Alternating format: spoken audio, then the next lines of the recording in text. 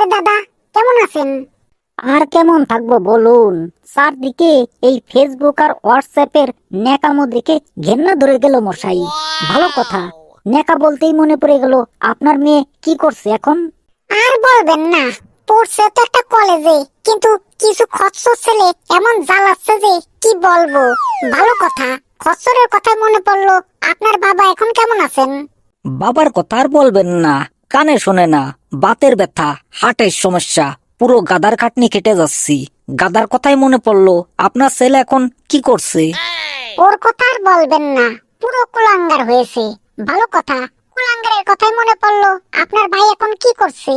ওই শয়তানের কথা আলোচনা করতো লজ্জা করে।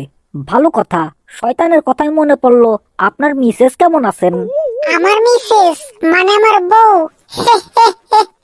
ও তো অত্যন্ত ভালো আছে। পাশের বাসার বগার সাথে পলাইছে, আবার বাঁচাইছে।